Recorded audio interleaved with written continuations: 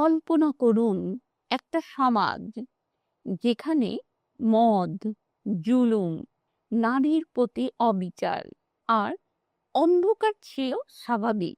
আর সেই সমাজের মানুষগুলোই কয়েক বছরের মধ্যে হয়ে গেলেন পৃথিবীর সেরা মানুষ। সাবি, কিভাবে সম্ভব হলো এই পরিবর্তন? তলোয়ার দিয়ে নয়, ক্ষমতা দিয়েও নয়। আউযু বিল্লাহি মিনাশ শাইতানির রাজিম। বিসমিল্লাহির রহমানির রহিম। আসসালামু আলাইকুম ওয়া রাহমাতুল্লাহি ওয়া বারাকাতুহু। আমার শ্রদ্ধাভাজন শ্রোতা ও সুধীমণ্ডলী, আপনাদের আন্তরিক শুভেচ্ছা ও স্বাগত জানাই কুন ফায়াকুন ইউনিটি চ্যানেলে। আল্লাহর অশেষ রহমতে আশা করি সবাই ভালো আছেন।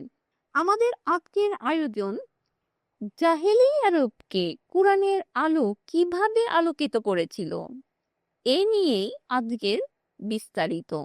আজ আমরা সংক্ষেপে 5টি ঘটনার মাধ্যমে জানার চেষ্টা করব কিভাবে কুরআন সাহাবীদের জীবন সম্পূর্ণ বদলে দিয়েছিল। 1. অন্ধকার থেকে আলোতে কুরআনের প্রথম স্পর্শ।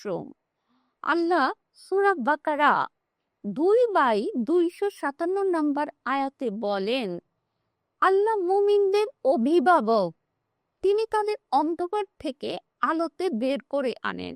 উমর রাদিয়াল্লাহু তাআলা আনহু, যিনি একসময় ইসলাম ধ্বংস করতে বের হয়েছিলেন, তিনি যখন সূরা তোহা শুনলেন, তার হৃদয় কেঁপে উঠল এবং তিনি হয়ে গেলেন ইসলামের এক শক্তিশালী স্তম্ভ।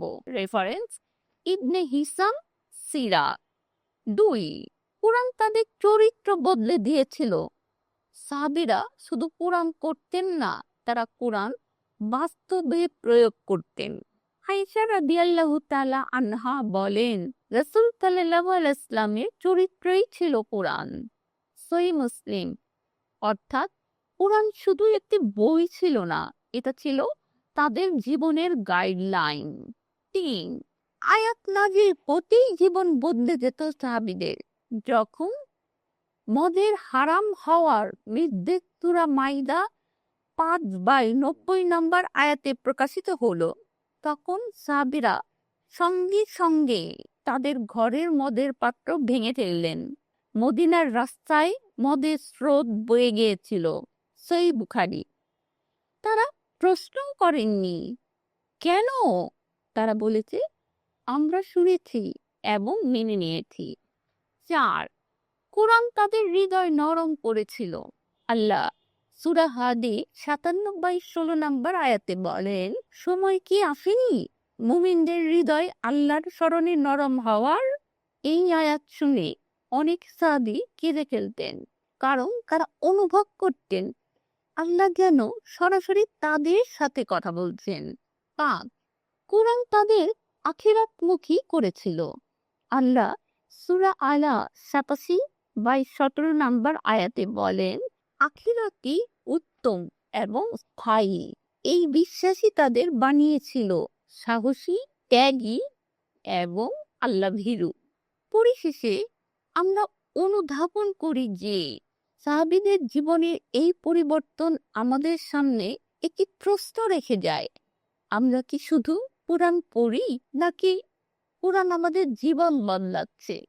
যদি আমরা সত্যি কোরআনের সাথে সম্পর্ক গড়ে তুলি, তাহলে আমাদের জীবনও বদলাতে বাধ্য। কোরআন শুধু তিলাওয়াতের জন্য নয়, এটা জীবনধারার প্রতীকী স্পন্দন। যদি আমরা চাই আমাদের জীবনও সাহাবীদের মতো বদলে যাক, তাহলে আসুন আজ থেকেই আমরা কোরআনের সাথে সম্পর্ক গড়ে তোলার আন্তরিক চেষ্টা করি। আল্লাহ যেন আমাদের সবাইকে সেই তৌফিক দান করেন। আমিন। ভিডিওটি ভালো লাগলে লাইক দিন, শেয়ার করুন এবং সাবস্ক্রাইব করে আমাদের পাশে থাকুন।